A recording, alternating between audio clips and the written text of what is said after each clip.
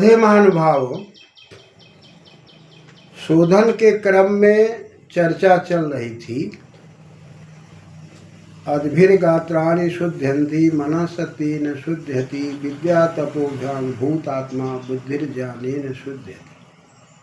शोधन परिशोधन करने में जहाँ हम भौतिक दुनिया में शोधन परिशोधन करते हैं, रासायनिक दुनिया में शोधन परिशोधन करते हैं, वहाँ शारीरिक दुनिया में भी हम लोग शोधन परिशोधन करते हैं। और इस शोधन परिशोधन के करने में जल के क्रम से शरीर की शुद्धता के माध्यम से, सत्य के माध्यम से मन का शोधन करते हुए पवित्रता की ओर ले जाते हुए हम लोग आत्मा के लिए विद्या और तप और विवेक जागृत करने के लिए, बुद्धि को बढ़ाने के लिए हम ज्ञान विज्ञान सज्ञान की ओर बढ़ते हैं। विज्ञान माने विशिष्ट रूपेण जायते विज्ञान। हमारा ज्ञान जब विशेष हो जाता है तो विज्ञान हो जाता है और वही क्रमशः आगे बढ़ने लगता है और हम ठीक प्रकार से उसको समझ लेते हैं तो सज्ञानी हो जाते हैं। सम्यक जायते सज्ञान, जायते ज्ञानम। तो यह जो ज्ञान का क्रम चलता रहता है और ज्ञान के क्रम में हम जो विज्ञान की बात करते हैं, जैसे छोटा सा उदाहरण है कि हमारे शरीर के अंदर ज्वर हो गया है और ज्वर से हम शोधित होना चाहते हैं, बचना चाहते हैं, उसको हटाना चाहते हैं। तो लोकाचार में देखा जाता है कि यदि हम अमृत को लेकर के खाते हैं और पानी पी लेते हैं तो कफ बढ़ जाता है। लेकिन उसी अमृत को, पके हुए अमृत को यदि हम आग से पका देते हैं और पकाने के बाद खा लेते हैं तो ज्वर उतर जाता है। उसी परवल को हम पका करके खा लेते हैं, सेंधा नमक का प्रयोग करते हैं तो ज्वर उतर जाता है। वस्तु वही है। ज्ञान में विज्ञान के प्रयोग होने से हमारा जीवन सुदृढ़ता की ओर बढ़ने लगता है। अतः हम यदि अमृत का सेवन करते हैं और पके हुए अमृत को खा लेते हैं, पानी पी लेते हैं, तो ये ज्ञान है कि भाई यह फल है, इसको खाना चाहिए। लेकिन जब इसी को पका करके खा लेते हैं और हमारा बुखार उतर जाता है तो यह विज्ञान बन जाता है। ठीक इसी प्रकार से जहाँ ज्ञान है वहीं विज्ञान है। ज्ञान और विज्ञान दोनों को समझकर विवेक जागृत करने के लिए शोधन की दुनिया में जाना पड़ता है। तो शोधन की दुनिया में शरीर से शोधित होते हुए चर्चा चली थी, दह्यन्ति ध्यायमानानां धातूनां हि यथा मल। जैसे धातुओं को तपन करके सोना को, चांदी को हम शुद्ध और पवित्र करते हैं, वैसे तथैव इंद्रियाणां, उसी प्रकार इंद्रियों को प्राणायाम की क्रिया करने से, प्राण को बार बार लेने और छोड़ने से शुद्धता की ओर होती है। चर्चा हम लोग कर रहे थे। इसी क्रम में हमें वायुमंडल के अंदर भी शोधन चाहिए। जहाँ रहते हैं, उठते बैठते हैं, वहाँ पर भी तरह तरह की औषधियों को हम लेते हैं। गिलोय, गुगुल, चंदन, लोहवान, करायल इत्यादि लेकर के, और फिर हम घी वगैरह लेकर के जिस परिवेश में रहते हैं वहाँ भी शोधन होम के द्वारा भूर्भुवः स्वः की बात आई थी। इसमें चर्चा चली थी कि हम प्राण को समझते हैं और प्राण को पवित्र करने का प्रयास करते हैं, दुखों से उठने का प्रयास करते हैं और पुनः हम अपनी स्व की शक्ति से, विचारों से, बिखराव से बचने का प्रयास करते हैं और उन विचारों को लाने का प्रयास करते हैं जो सद्विचार है। तो वहाँ पर चर्चा के क्रम में बात आई थी और उस क्रम में चर्चा चल रही थी कि ओम भूरग्नये प्राणाय स्वाहा, भूर्वायवे प्राणाय स्वाहा और स्वरादित्याय व्यानाय स्वाहा, भूर्भुवः स्वरग्निवायवादिभ्यः प्राणापान व्यानेभ्यः स्वाहा। प्राण अपान व्यान सबका शोधन परिमार्जन, और शोधन परिमार्जन के बाद शुद्ध पवित्र शरीर और वाणी में पवित्रता के लिए हम व्याकरण की दुनिया में जाते हैं, बुद्धि की दुनिया में जाते हैं, बुद्धि से संशोधित करते हैं। और इस क्रम में मंत्र कहता है कि सक्तुमिव तित उना पुनंतो यत्र धीरा।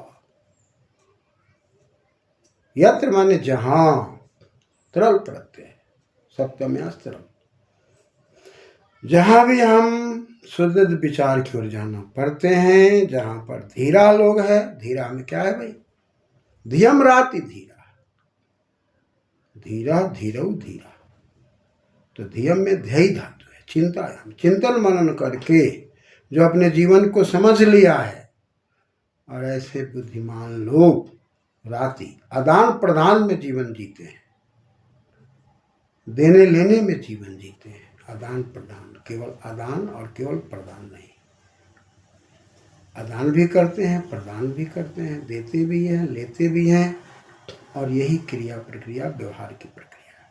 हर व्यवहार में, हर घर में, हर समाज में हम कुछ वस्तुओं का दान करते हैं और कुछ वस्तुओं को ग्रहण करते हैं, कुछ वस्तुओं को प्रदान करते हैं, आदान करते हैं। ये हमारे जीवन जीने की कला है। तो कहा कि मैं धीया, जो बुद्धि है, अधीयम राति, धी के द्वारा राति आदान प्रदान करते हुए जो जीवन यापन करते हैं, एक वचन में धीरा, द्विवचन में धीरा, बहुवचन में धीरा, ऐसे धीर पुरुष लोग जो बुद्धि के द्वारा आदान प्रदान करते हुए समाज की सेवा, देश की सेवा करते हुए जीवन यापन करते हैं, वो अपनी वाणी को व्याकरण से पवित्र करते हैं, बुद्धि से पवित्र करते हैं। तो इसी के लिए तुलना की जा रही है कि सक्तुम ईव, सक्तुम में सच धातु है, सिंचन के अर्थ में, शोधन के अर्थ में, सचते, सक्तुम, तुन प्रत्यय, सक्तु को, सक्तुम ईव तित उना, तित उना में तनु विस्तारे धातु है और डऊ प्रत्यय बन गया तीतऊ, तृतीया में टा करके ना करके बन गया तीत उना। जैसे चलनी किसी भी चीज़ को फैलाकर विस्तृत करके उसकी गंदगी को हटाकर और उसको शुद्धता प्रदान करके, उसको बारीकी प्रदान करके हमें और आपको चलनी व्यवस्थित करने में, हर प्रकार से सहयोग करने में चलनी का व्यवहार हम लोग करते रहते हैं।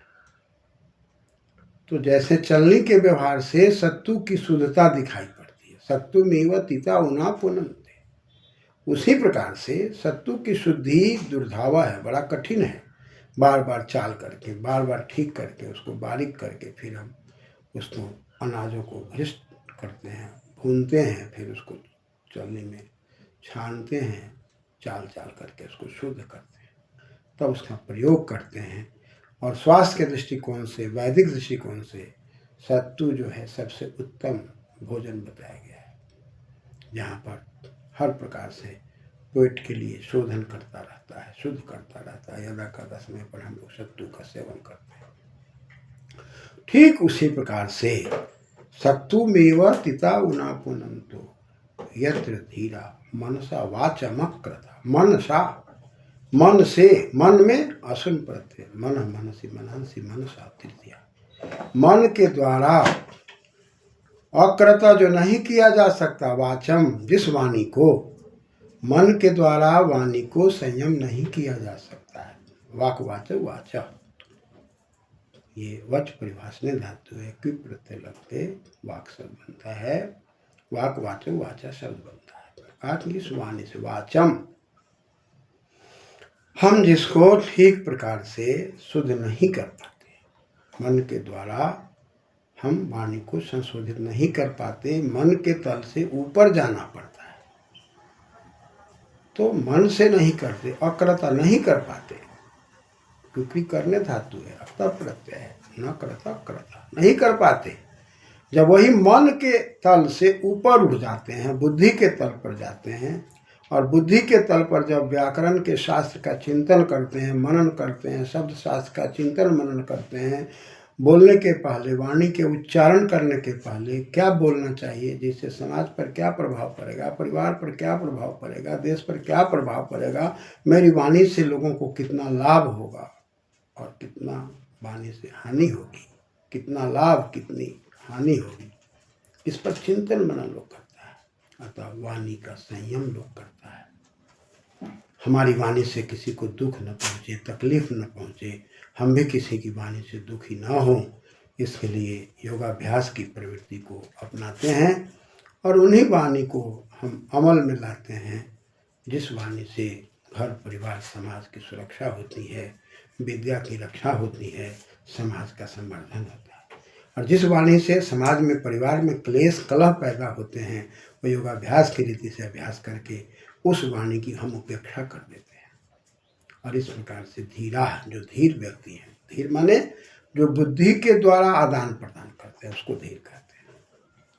जो मन के तल से ऊपर उठकर बुद्धि के तल पर उठते हैं और शास्त्र के तल पर व्याकरण के द्वारा शब्द अक्षर का परिज्ञान करके, वाक्य का परिज्ञान करके और वाणी से, शब्द से ही व्यक्ति घायल हो जाता है और शब्द के द्वारा ही व्यक्ति आनंदित हो जाता है, सुखी हो जाता है, परिमार्जित हो जाता है।